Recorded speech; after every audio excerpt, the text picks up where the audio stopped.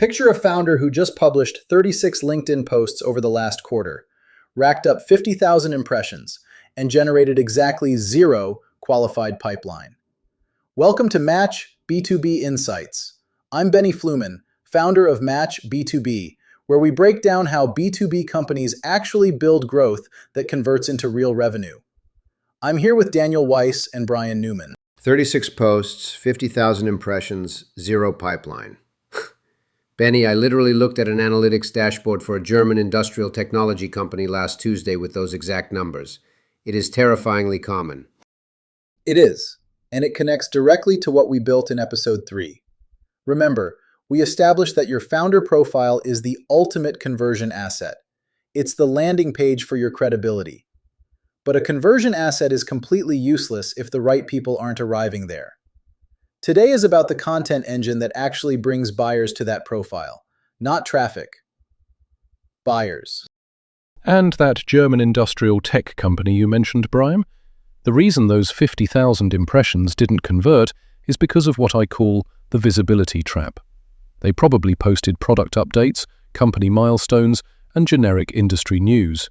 It creates visibility, sure, but visibility without tension is just entertainment. How are you defining tension in this context? Because a lot of founders think tension just means saying the industry is broken. No, saying the industry is broken is just complaining. Buyer tension is a very specific gap. It's the gap between their perceived problem and the unrecognized financial or operational risk they are currently ignoring.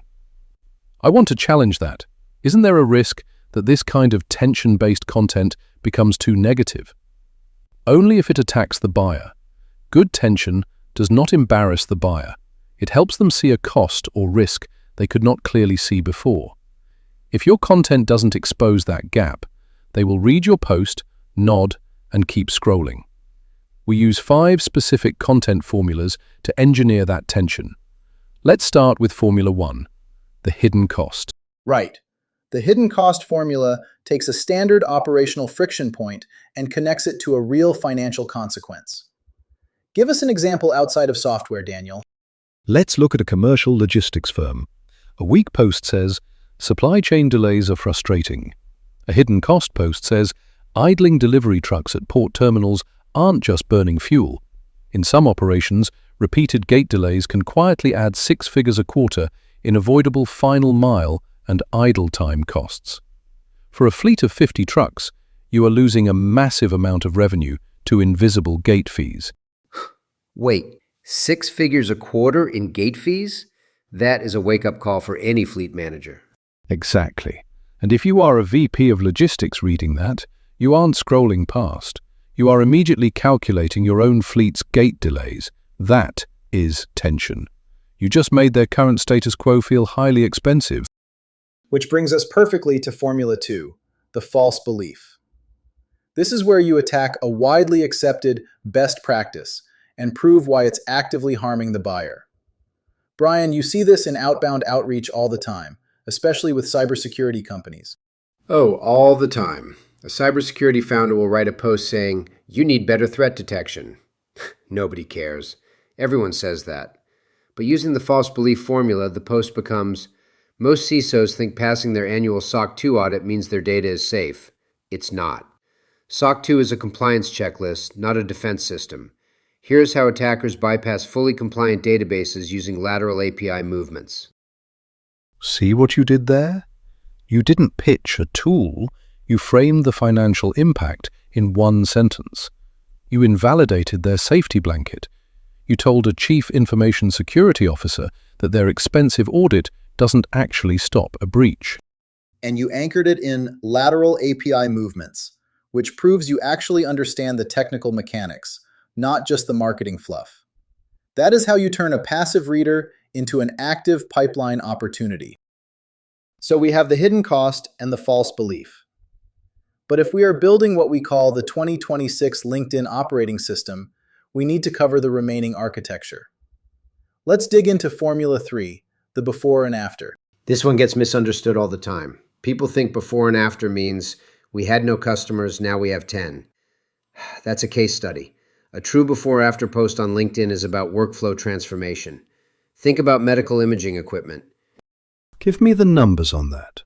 How do you frame an MRI workflow transformation? Before, a hospital radiology department spends 14 minutes manually calibrating contrast levels per patient. Across 30 scans a day, that is 7 hours of dead machine time. After, using predictive imaging algorithms, calibration takes 90 seconds. The result? That can translate into several additional billable scan slots per day without buying another machine. Several additional slots a day just by recovering 12 minutes per patient. That is a boardroom-level argument. The chief medical officer is reading that post. Which tees up Formula 4 beautifully. The buyer mirror.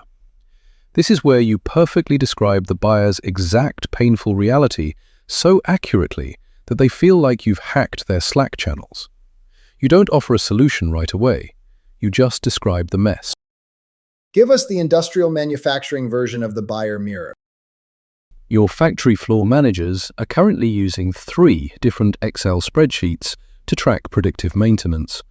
One for vibration sensors, one for thermal, and one for shift schedules. When a spindle bearing fails, they spend 40 minutes cross-referencing tabs to figure out why the warning was missed. Meanwhile, the line is halted. It hurts because it's true. I've literally sat in manufacturing plants where they do exactly that, cross-referencing 3 spreadsheets while $1 million assembly line sits dead. And Formula 5 is the closer. Why this fails. You take the DIY solution they are currently trying to build internally, and you break down the exact operational wall they are going to hit in 6 months. It demonstrates immense authority. But Daniel, to execute these 5 formulas at scale, people immediately jump to AI, and they usually break it. They completely break it. The instinct is to open ChatGPT, paste these formulas, and say, "Write me 10 LinkedIn posts." The output is generic garbage with rocket ship emojis. The AI layer in the 2026 GTM system isn't for generating posts. It is for pattern detection. Break that down. How are you actually using the AI for pattern detection here? You feed the AI 50 transcripts of your best sales calls. You feed it the CRM notes of deals you lost to the status quo, and you prompt it. Identify the exact phrases buyers use when they describe their frustration with manual data entry. Extract the operational risks they mention but underestimate. You use AI to mine the buyer's real pain in their own words. Then, a human writes the post using the formulas. That is the missing link. Because once you have that hyper-targeted content, you move from just posting into the signal channel mindset. LinkedIn isn't a billboard, it's a radar system. When that VP of logistics comments on your post about gate delays, that is a signal. Exactly. And that triggers the 6-month GTM system we implement for our clients. It is a strict sequence. Profile optimization first. Then, the content engine using these 5 formulas. That generates connections. Connections move to disciplined follow-up. Follow-up moves to CRM. CRM converts to sales. If you skip the follow-up and CRM integration, you are just collecting likes. I don't care about a viral post.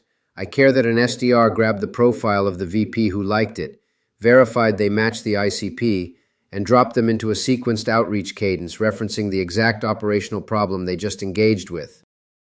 That is infrastructure. That is treating marketing as a revenue system, not a vanity exercise. And that structural alignment is exactly what we do at Match B2B. If you are a CEO or founder realizing your content is generating noise but no pipeline, it is time to rebuild the architecture. Stop guessing. In episode 5, we'll go into the follow-up system, how to turn comments, likes, connection requests, and profile visits into qualified sales conversations without sounding pushy or generic. WhatsApp or call me directly at 052-420-3043. We will map out where your tension gap is failing and build the sequence that actually converts. Thanks for listening to Match B2B Insights. We'll see you in the next episode.